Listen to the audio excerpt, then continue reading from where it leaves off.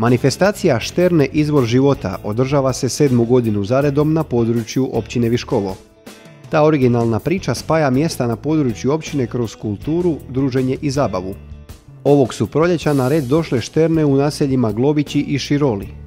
U Globićima je priredba održana 4. lipnja, a nju su svojim nastupom u kulturnom programu uveličali Miki Čakavci.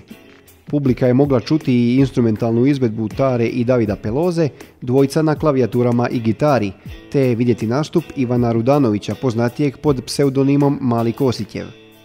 Ideju za ovakvu manifestaciju potpisuje direktorica Viškovske turističke zajednice.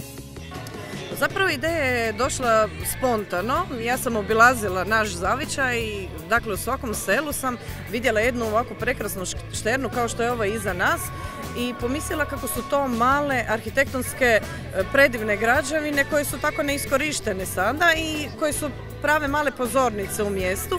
Mještani Globića zabavili su se i u centralnom dijelu programa kada je nastupala Martina Majerle uz instrumentalnu pratnju Aleksandra Valenčića.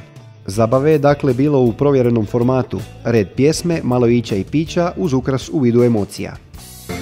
Ova šterna Pul Globić je jedna od najstarijih ovaka stavčina. Torena je presigurno više od 150 leta. Jer su neke šterne koje su već Pul Globić delane, a piše ime, piše leto kad su stvorene, pa tako su stvorene 1875.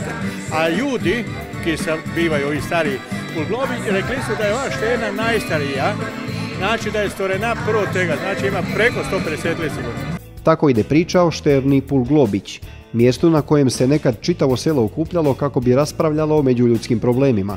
Komunadu je s vremenom zamijenio internet, a šterne su otišle u povijest s pojavom vodovodnih sustava. Na šternama se tako već 7 godina pjeva i pleše.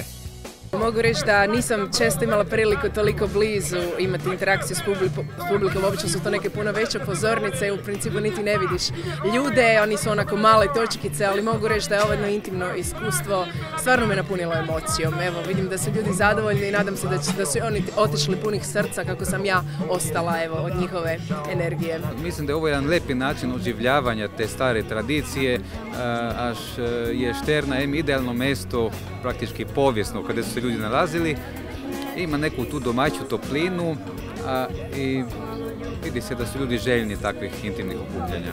Ovogodišnji program na Šternama zaključit će okupljanje istog tipa u Širolima 18. lipnja.